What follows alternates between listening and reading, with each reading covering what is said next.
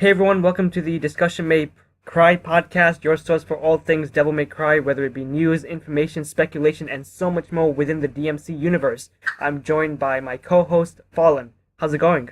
Hey, how's it going, man?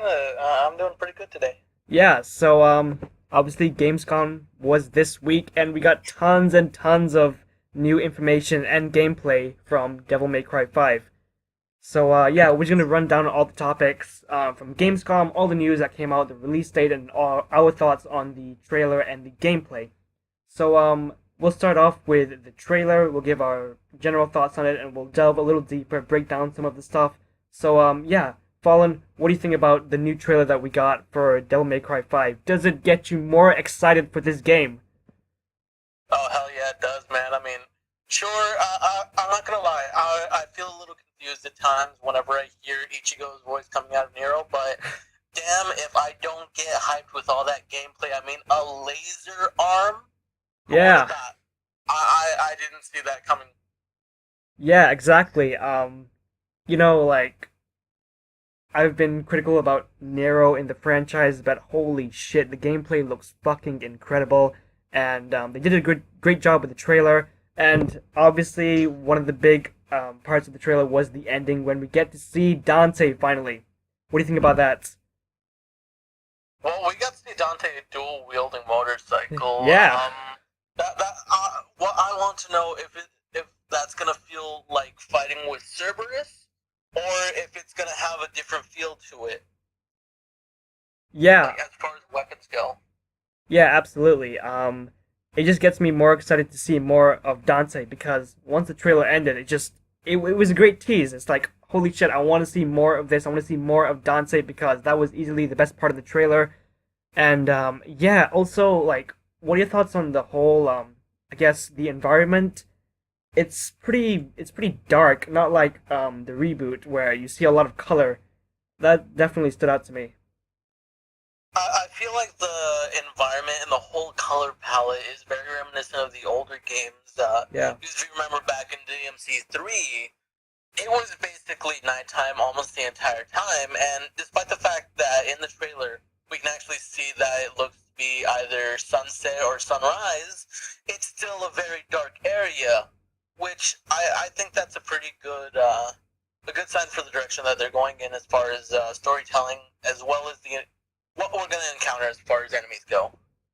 yeah, absolutely. And speaking of enemies, we got tons and tons of new looking enemies, and it's just the basic demons that we're gonna be slaying throughout the entire game.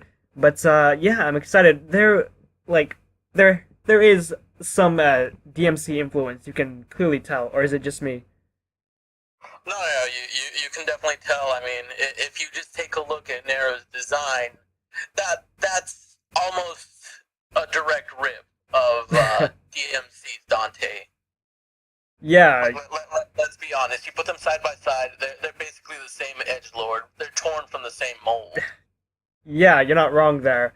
Um, and also they have picked a few other things from the reboot, whether it's some of the like there was this flying demon in the gameplay. It was very reminiscent of one of the enemies in the reboot. Yeah, there are a few things, and I'm not complaining at all. I mean, there are a lot of great things in the reboot, so I'm excited that they were open to actually incorporating some of that in DMC5. I mean, I think fans can be excited not only because they took from the reboot, but they're also taking just from the original games. I mean, did you see the enemy that was floating around with those scissors? Yeah, Honestly, that's a huge callback to me, and I can't wait to beat the shit out of that. yeah, exactly. I can't wait, and here's the thing: any trailer can look good. I mean, we've seen so many trailers. We've seen so many games that have great trailers that turn out to be pretty shitty games. So trailers or whatever, but we did get gameplay. That's what matters the most. We got 15 minutes of gameplay. Um, and holy shit, dude. What do you have to say to this? I mean, this is the meat of it. This is where we get to see so much how we're going to actually play this game. And yeah, I mean, what do you think? In those 15 minutes, I think we got a lot. Like Yeah, in terms of we in terms of story, we still got it because just take a look at that boss fight and just that exchange with the boss. You can tell more or less that Nero is going for he's out for revenge in a sense, just because of the arm thing, looking for a man with a cane. Yeah, you're right. And like while watching the 15-minute gameplay, I kept saying to myself, "This looks so fucking cool. This just looks so cool. This looks so fun to play." And obviously DMC is known for having like super awesome, stylish combat, and it looks to be no different here. Obviously, like this gives me a lot of DMC4 vibes, and it's gonna be. I think it's safe to say that this might be one of the best DMC games that we got. It was, I just want to point out something from the trailer that I took notice of that I feel like it goes underappreciated when when Nero first picks up the red blood orb.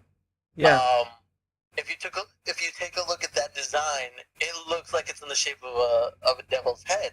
yeah, Meanwhile, if you take a look at any other iteration of that blood orb, it's just all kind of like the same reskin of just like a slightly deformed head, but it's more or less flat. There's nothing that really makes it demonic to me, but with this iteration, you can tell there's something demonic about it, and it's just a little detail like that that just makes it so satisfying. yeah. I get where you're coming from. That did stand out to me, and yeah. Okay. Also, we did get a little bit more of Nico, the new female character. What do you think?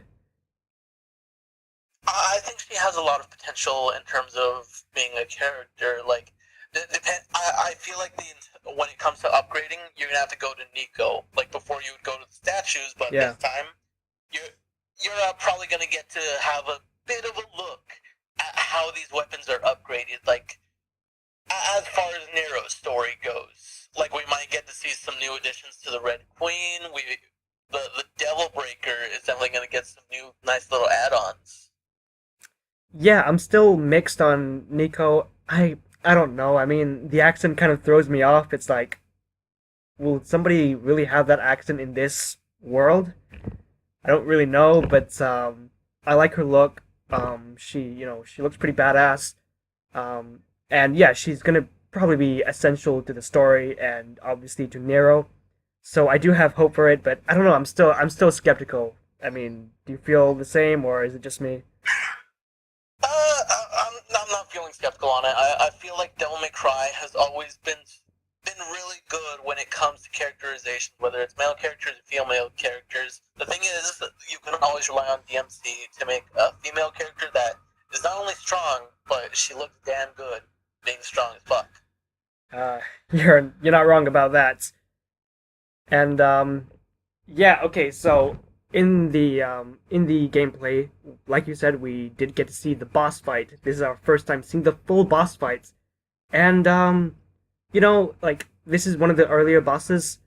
Doesn't really do much for me. Like, yeah, sure, it looks cool, but then again, it's just another giant monster.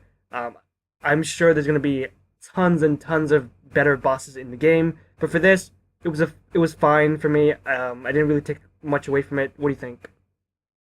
I will say, as far as like boss designs go, it's not bad. I find it quite honestly, I'm reminded of Dark Souls 3 and their old Demon Kings whenever I take a look at that boss. But I find it interesting that has a stomach in its mouth and it can fire projectiles at you.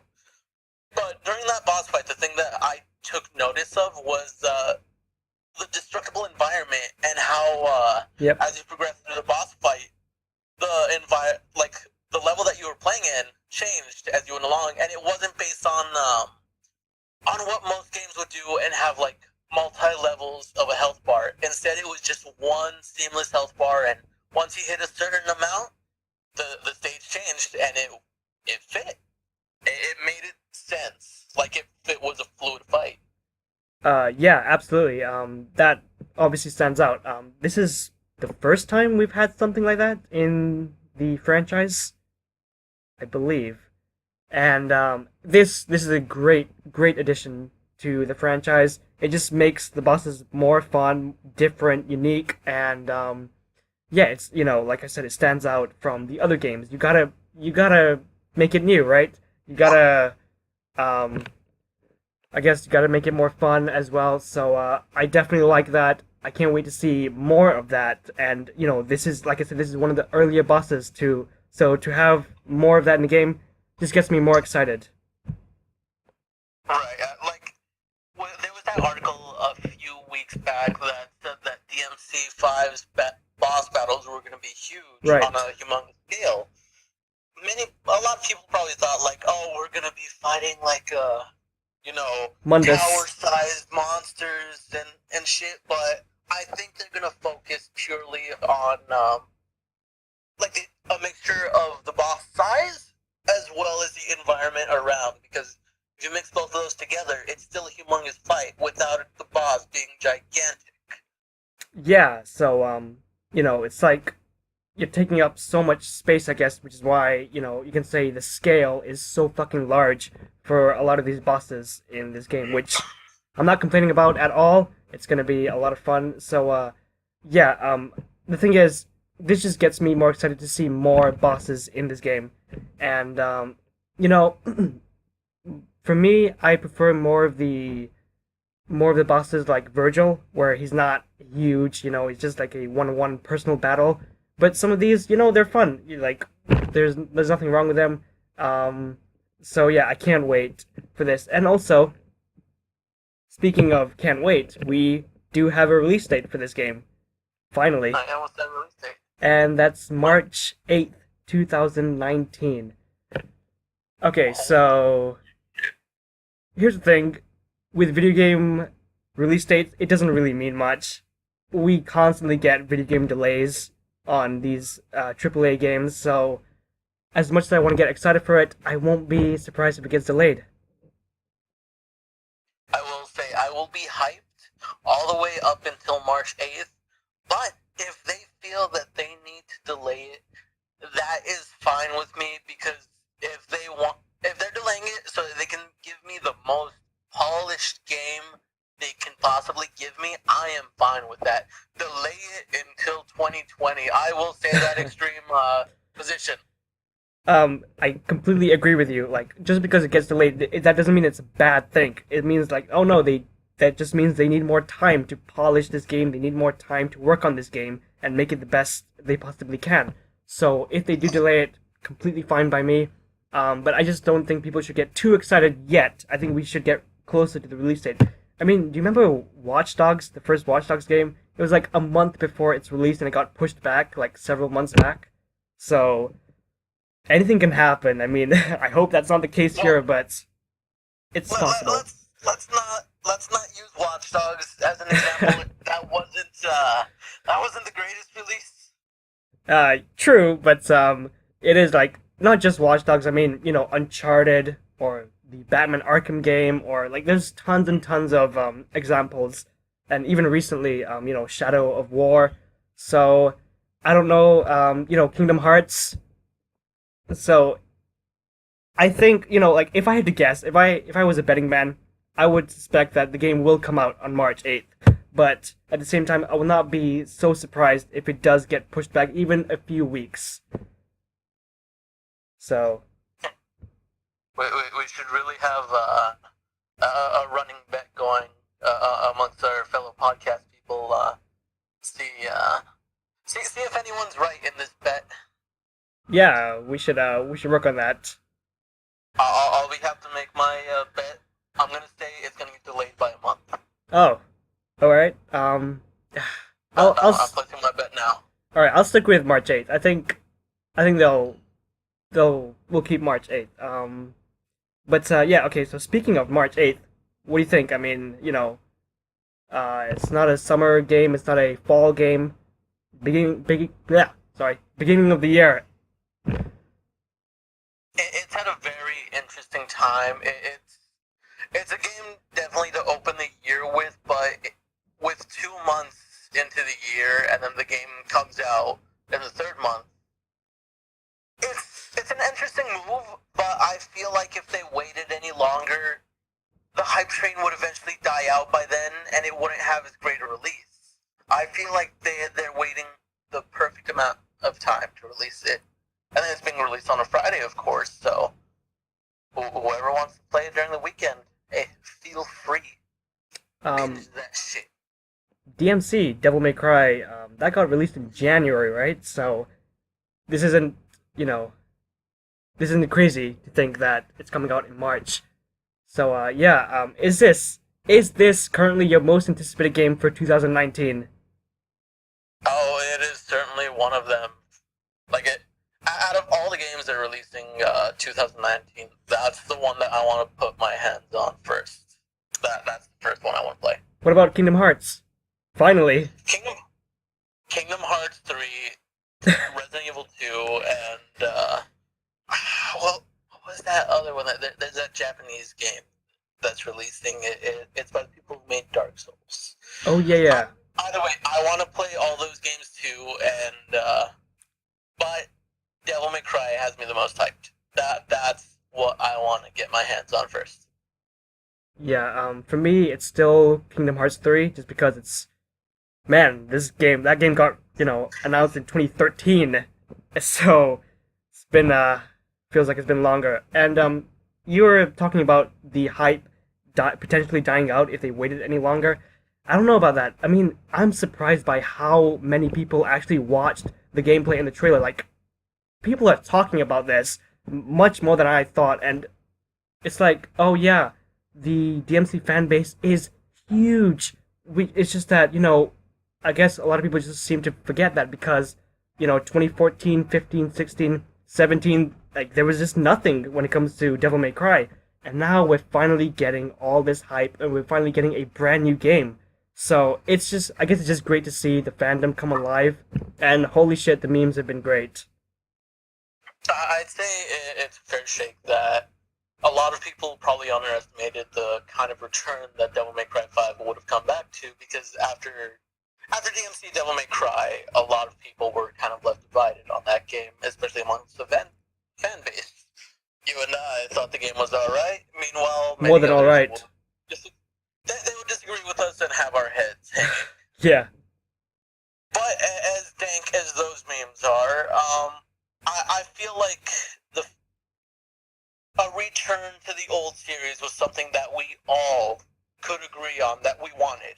Like, sure, I wanted a sequel to DMC 5 or DMC Devil May Cry, but don't call it DMC 5. Yep, I wanted to see an old school return. I didn't want I didn't want a remake. I didn't want a third reboot. I wanted to return to that story. I felt like there was more that could be done with it, and that's what we got, and we are all pleased with it. Yeah, absolutely. Would I have liked to see a sequel to the reboot? Absolutely, but this makes the most sense. This is the one that fans are most hyped for. This is the one that, will probably sell a lot more than a sequel to the reboot. So it completely makes sense for Capcom to do DMC 5 instead of a sequel to the reboots. But it's just great to see like all these fans, online. It's just great because like I said, we've been waiting for it feels like we've been waiting for so long, and it's like, is there any DMC fans out there?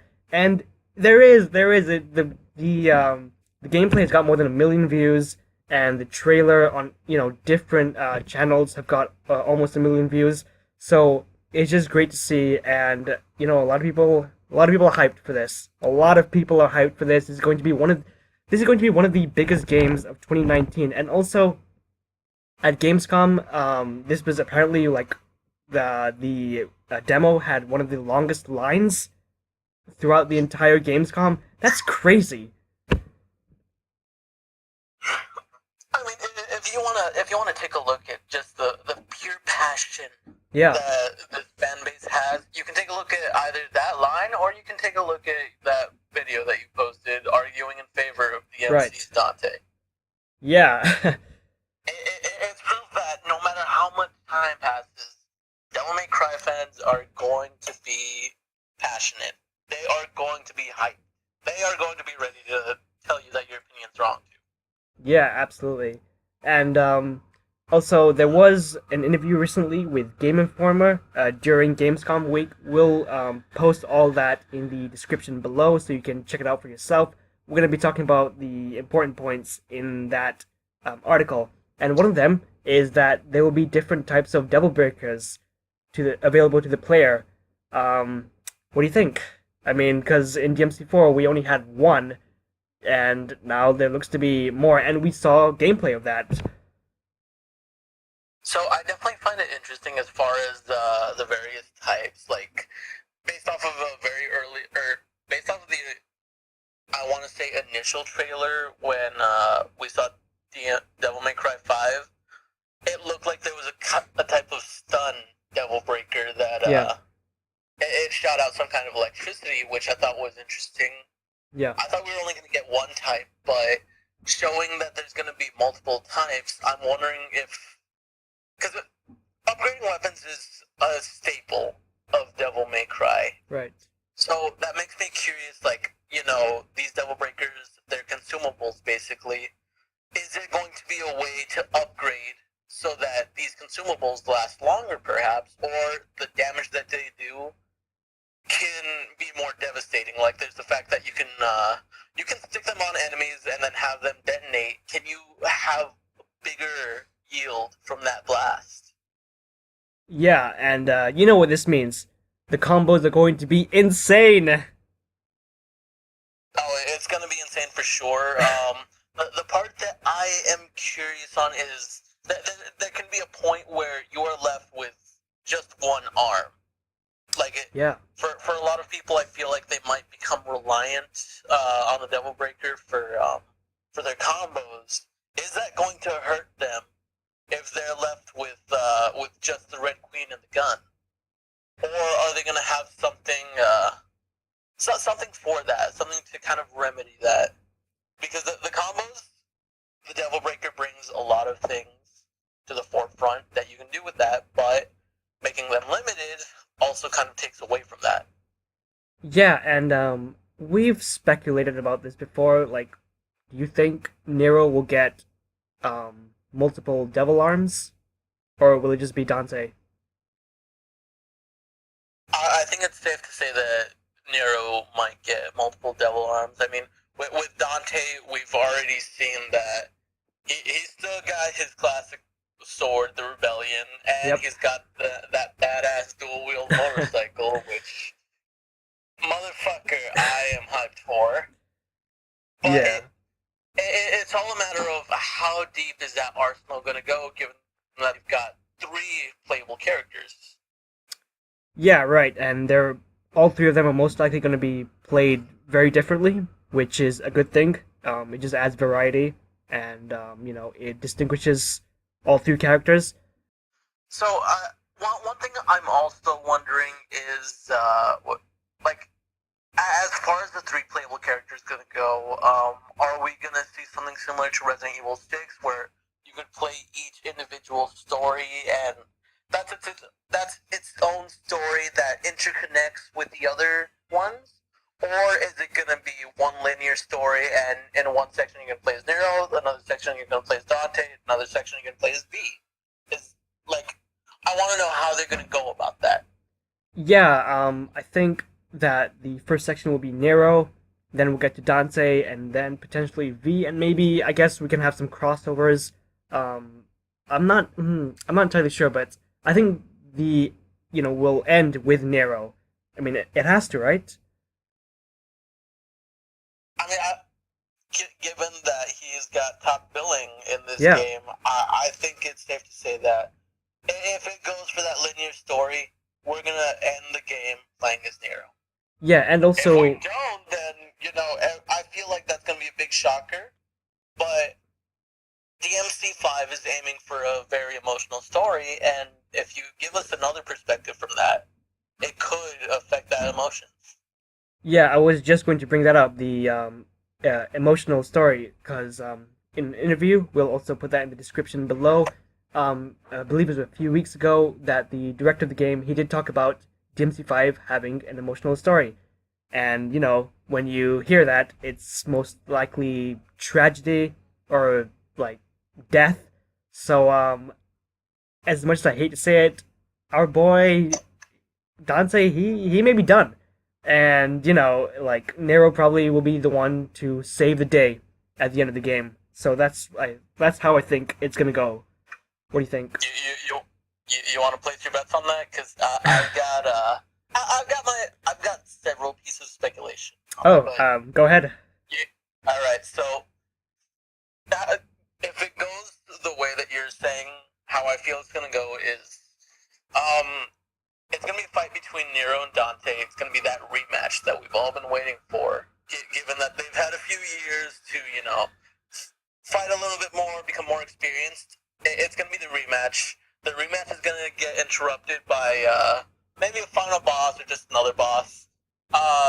Nero is gonna end up in danger, and Dante's gonna end up saving his ass and taking the hit for him. And it's gonna be something that it's probably gonna be very fatal for Dante. Even though that man can get run through with a sword and just kind of walk it off and crack jokes, this is gonna be something that's worse than that. So, but do you think he's gonna die? If it goes like that, Dante is gonna die. Maybe not in this series. It might leave him like incapacitated for the rest of the game, or it's gonna kill him like straight up. And I feel like that's gonna be what breaks a lot of fans because Oh yeah, they were all man. excited to see Dante come back, and then they saw him die, and now we've got Nero. Yeah, that's gonna crush most fans. I mean, Dante, he's the face of Devil May Cry. He's always been the face. And for them to potentially kill him off, that's huge. That is huge. I But mean, I don't want to see I that. will say I do have another piece of speculation that kind of popped into my mind while you were going on with your speculation. What could be a very emotional thing is so it's my understanding through the lore that Nero is the bastard child of Virgil. Right. Now, if you put it into perspective, Nero's probably got a lot of daddy issues. Enough that he might have done a few pornos, might have been a stripper for a bit. I mean, We hey, don't know. we've all been there. Yeah, we all have our own daddy issues. Yeah, just like exactly. feel free to join us on the podcast. We'll take you out for drinks. Yeah, But exactly.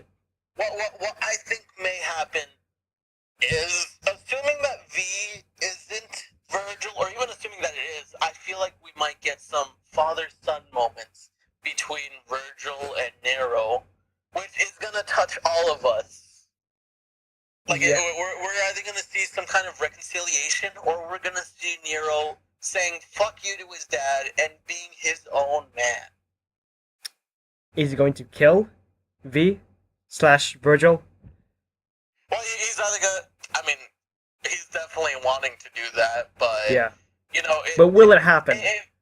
if V isn't Virgil, I feel like we're still gonna see Virgil in some way, shape, or form. I mean, I agree. like maybe it turns out that Nero is getting haunted by Virgil's ghost or something like that. I don't know. I'm not the writer for this. There's no way that he's not appearing in this game. He's way too popular of a character, and it's clear that they want to bring him back. Yeah, like you said, even if V is not Virgil, he's gonna show up in some form, whether it's flashbacks or a ghost form. He's gonna be in it, and that's great. I love Virgil, so yeah, I'm excited to see what he does if he is in fact in Yeah. this game. All right, up next, we're going to be talking about the driving motivations of Nero and Dante. So, Fallen, what do you think it is? I mean, like, well, what have they been up to? What's Nero's mission? What is Dante going through? Right. So we take a look at Nero in that initial reveal trailer, and we see a man having his arm either cut off or ripped off. Either way, he lost his fucking devil bringer, and he's got to deal with this devil breaker. Nero is definitely a man aiming for revenge. I feel like that's gonna be his whole shtick in this story because initially in Devil May Cry 4, his whole thing was protecting whatever her name was. Yeah, say her name. Say her name. Kyrie. I don't know how to pronounce it. Not gonna lie, never played that Me game. too. I don't know how to pronounce it. I know plenty of people are gonna be pissed about that, but I said it. I said it. Anyways, that was his whole shtick before, and Dante had a very similar one, but with Dante, he's a businessman who happens to protect humanity. We're all under Father Dante's protection. Yeah. You know, every night before you go to bed, make sure to thank Dante that some demon isn't eating you. Exactly, and if you're man. not getting eaten by that demon, you can pray that Dante will come save you. Yeah, exactly. You know, he's a man. I feel like Dante's motivation is still going to be very much the same, having come back from hell. He's going to see that everything's all kind of fucked up. Someone's, plotting to take over the world with demons. He's got to get involved. Yeah. Nero, on the other hand, I don't think he's going to give a fuck about humanity. He's going to be someone who's in it for himself. But I feel like that will change by the end. I think he's in it for the girl again, because we saw in the first trailer he did, shout her name out when, the character took his arm. So it's for the girl again. It has to be. You think so? You don't think that he's given up on the previous girl and just taking a look at Nico? I mean, hey, the power of bonus, stronger than anything in the world. That's true. I'll give you that. Yeah, so power boners can fuel the most angry men. Exactly. To move mountains and make it bow.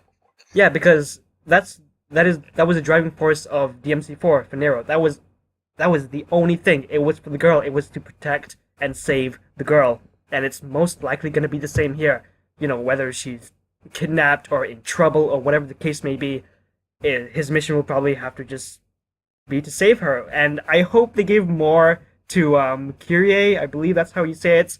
I'm probably people are probably gonna be mad at me, but yeah, like I hope they give more to her instead of just being the girl that has to be saved. I want some more layers to her. I hope she looks better in this one. She's probably the weakest female character we've had because there's literally nothing to her other than her having to be saved by Nero. That is it. So she's very reminiscent of Ashley Graham from Resident Evil 4. Let's just put it like that. Yeah, so this is most likely going to be his motivation. I mean, which is completely fine. Hey, love, right? That's always the motivation for a lot of these main protagonists. So that's completely fine by me. And I just hope we see more layers to her. That's all I really want.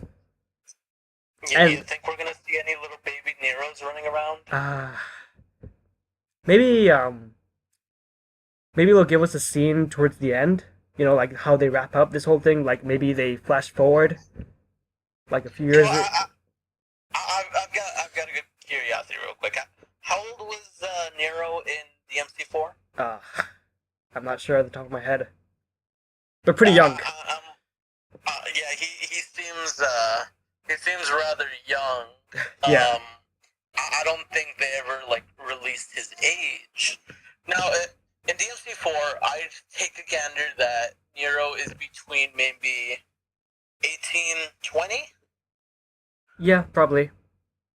The question is, how many years do you think passed between these two games? Because he still looks like a young man. I don't believe that Nero could be 30 in this game, but I think he could be 25. Yeah, I was thinking in the span of 5 years, maybe.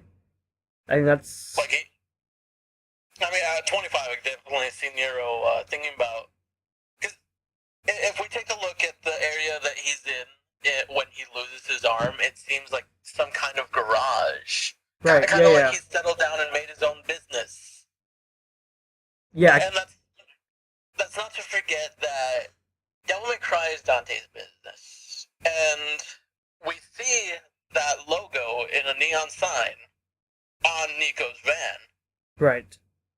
So that calls into question, like, is Nero himself working with that whole association, or did he like start his own thing? Like, Nico is definitely related in some way to the business. Either that, or she's just some kind of fangirl that is taking things a little too far. Yeah, you're probably right. He's probably working with the whole brand. I mean, it wouldn't really make a whole lot of sense for him to have, you know, the Devil May Cry sign if it wasn't that. Um, We're going into the economics of Devil yeah, May Cry exactly. now, ladies and gentlemen. That, like, Devil May Cry, you can now franchise your own Devil May Cry. Exactly, You yeah. just have to have however much net worth, and then you can Yeah, you gotta finance that business. that's the most interesting part of the whole franchise, right? Yeah, the economics. I mean, Yeah. just remember, in that reveal trailer, we see Nero literally using coins to call on a payphone. Yeah. The most outrageous thing is the fact that there's a payphone that works in all of this. That's so fucking But true. there's also the fact that this is a world where there is a currency, and at that same time where there is a currency, there is a vast amount of demons whose blood you can also use as currency. So that begs the question, which is the main currency? Which is the main currency? Probably still demon blood. I think the coins are the main currency amongst humans. Demon's Well, blood yeah, is yeah. something more niche. Yeah, Like, exclusive. I'm not gonna go to McDonald's and pay for a McDouble for like 100 blood orbs. I mean, hey, crazy things have happened. Would you be surprised? At McDonald's, no. Oh, yeah, exactly. So, yeah, also, I did want to point out that I'm kind of worried that Kyrie will be overshadowed by Nico. Which is most likely she's gonna be outshined by her. It's all a matter of like what they come up with character design, because I mean, if we look at her design back in DMC4, it's one that is very Plain. refined and religious and Yeah, plain, yeah. and we get the point. She's supposed to be a very pure girl. Yeah, yeah. Meanwhile, Nico, I could see her like either performing at a strip club, or she is joining people to go to the strip club. Like that's the kind of girl she is. So, and given that she's the only one that we've seen in all the promotional material, I can understand that there's going to be a lot of hype and excitement for her. Right. So I feel like it's already too late that Kiri is already overshadowed. People have already cosplayed as Nico. I mean, we've seen some pics online, and people are already like all in on her, which is cool. I mean, yeah, the cosplays have looked really damn cool. I don't see any Kyrie cosplay. Oh, wait, look. It's rare that we see a Nero cosplay either. And true, I guess. I'm talking from DMC4 because assuming that Kiri is in this game, which she probably is. Yeah, we'll she is. probably see her in some way, shape, or form. I'm sure that after the release of this game, we're gonna see some cosplays of her. That's probably gonna die down very quickly because, well, it'll all depend on how much waifu material that she is. Right now, Nico is what's here and she's what's hot. She's what creates the buzz. Cat is still the best, but that's a whole nother topic. No, you can still see a cat cosplay on occasion, which Oh is yeah, very man. nice. Oh, very nice. All right, so we also want to talk about during the Game Informer interview, the director of the game also talked about the relationship between Capcom and Ninja Theory. Ninja Theory. So yeah, they had a great time working with Ninja Theory, and they gave them a lot of praise. Not a surprise at all. I mean, it's just a lot of fans. A lot of fans hate the reboot, but it's like, no, the reboot was actually good, and the director himself knows it, and a lot of people at Capcom know it. I mean, they are incorporating so much from the reboot into DMC5. So the development team has had a lot of strong influences from DMC. So it is really a surprise that they're giving a lot of praise to Ninja Theory. I feel like we need to say an important disclaimer. DMC Devil May Cry was a very fun game. It was I will say it was a good game. It's fantastic. That is my own personal opinion. It had a decent story. It was more or less fresh and new. It wasn't an entire rehash of the old story. Did it have its problems? Yes. What game doesn't? We're willing to admit that. And does it take away from the game as a whole? Sometimes. Only sometimes, though. It's still a fun game to play. And I feel that that's one of the most important things. Yeah, and I'm glad to hear them give a lot of props to Ninja Theory. That won't change a lot of fans' perspective on the game, but I'm just glad to hear this. It just makes me happy for Ninja Theory. They are a great, great team over there. I mean, even if you don't like DMC, go play some of their other games. Hellblade is fucking incredible. So, I just think that the hate for Ninja Theory is just a little too much. Just because, they didn't, just because they made a reboot of one of your favorite franchises. So. Well, let me point something out from this interview with Itsuno and Game Informer. Yeah. So during that interview, the interviewer asked Itsuno, like, "Hey, would you ever consider, working with Ninja Theory again to make a sequel to DMC, like a DMC 2?" And Itsuno said himself that he would want to work with them again. The problem is that currently Ninja Theory is under Xbox's umbrella. So, For a while. keep an eye out. Yeah, for a while. For a good while, honestly. Does that mean that we will never get a DMC 2? We're not. I mean, even under the umbrella of Xbox or Microsoft, we could still see that title make a return. It probably won't have a development time as long as DMC5 has, but I think it's a possibility. Will it be an Xbox exclusive? Possibly. Will I buy an Xbox for that? Yes. As much as I want to agree with you, as much as I want to get my hopes up, there's no way we're getting DMC2 ever. Just because it doesn't really make a lot of sense. I mean, because that was a reboot to DMC, and that was supposed to be, the franchise going forward. But we're getting back to the old series, so it doesn't really make a whole lot of sense for them to go back to the reboot again.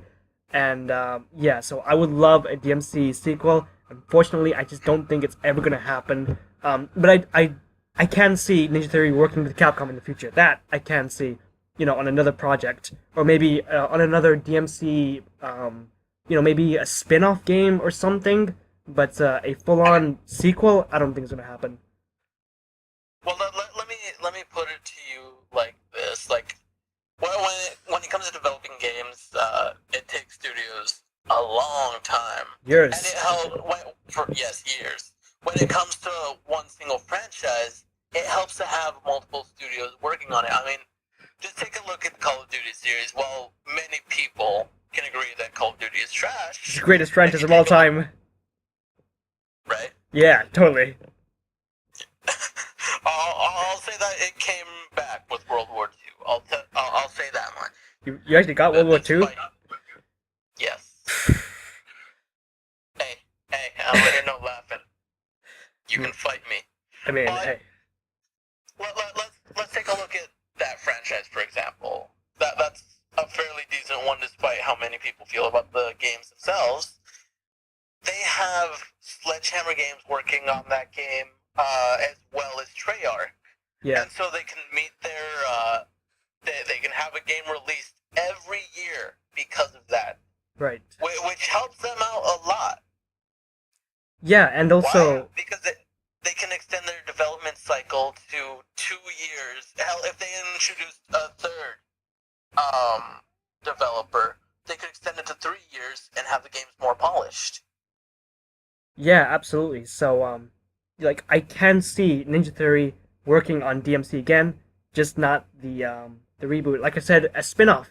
a spin-off game I think could be pretty cool. I mean, maybe if they introduce a new character in DMC5 that a lot of people like, and they come up with a solo game for that character, maybe Ninja Theory could work on it or something similar to that. I can see happening, not not for the near future because, like you said, Ninja Theory is under Microsoft now for who knows years probably. So yeah, I mean, I want to get my hopes up, but I guess I can't at the moment due to them having a contract with Microsoft, and that means I have to get an Xbox for Ninja Theory games, which sucks because I money.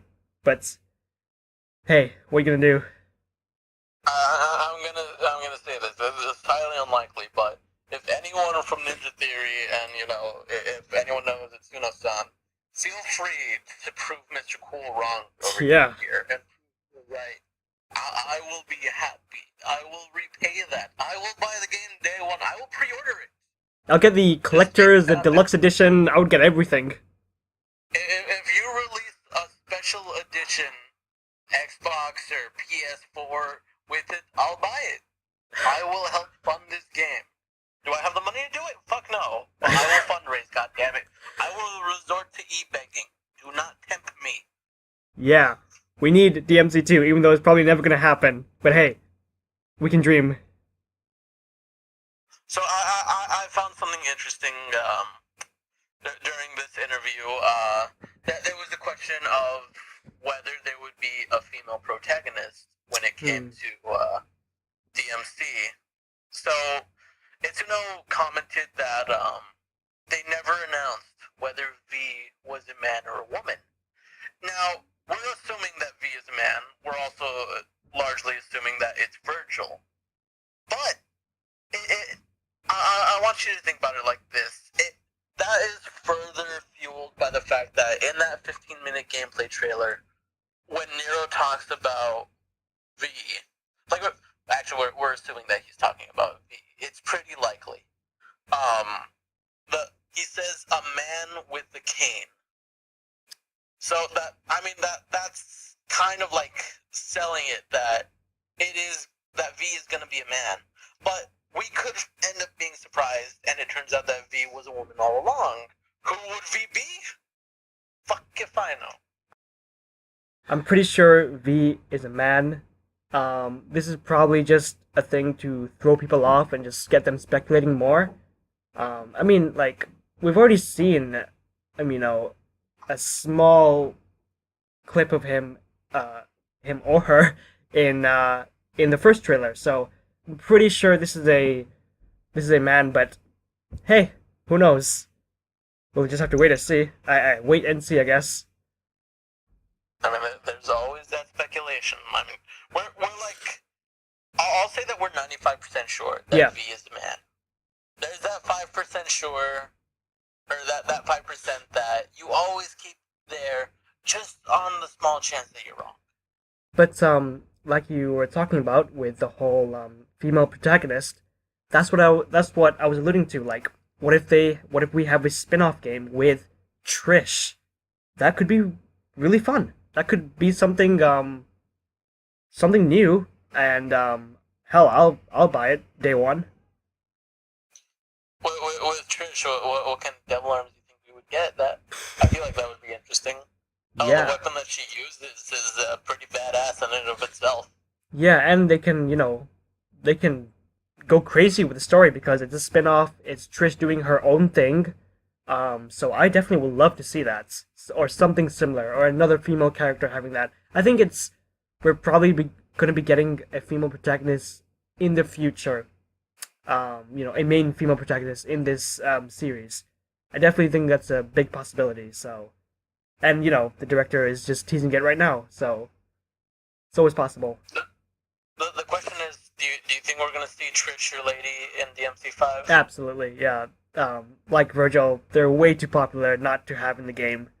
So I think it's pretty clear we're probably going to be getting them. I don't know how much. They may just make a cameo, which I hope not. I think it's going to be bigger than that, but hey, Dante's going to reunite with them. I'm gonna call my shot. I think we're gonna see Trish and Lady at the end of the game. All Either right. at the very end, once everything's being like tied up neatly with a bow, or we're gonna see them fucking Marvel style after credits. Yeah, or like we were talking about earlier, an after credit scene with Nero and his lady in the future. So I not don't think lady the we'll get that, character, his honestly. lady. I feel like if we like with Nero in the future, I don't think we'll get that because then it's like, oh well, then we know for a fact that Nero is gonna make it to the future, and that kind of takes it. Like if there are any more games after this, like Devil May Cry 6, then it kind of takes away from the suspense. Like, oh, is Nero gonna make it? Like already we're suspenseful with whether Dante's gonna make it. Yeah, good point. But then again, is anyone really thinking that Nero is going to die at all? Even if they do make a DMC6, pretty sure he's safe because he's probably the face going forward for the franchise. Those are always the assumptions, but I mean, we, look, prove me wrong, Capcom, and keep Nero make it so that Nero is fucking immortal, and prove me wrong. No balls, I dare you. Crazier things have happened. Yep, crazier things. All Like right. a sword through the stomach, Yeah, exactly. or a man getting his arm ripped off.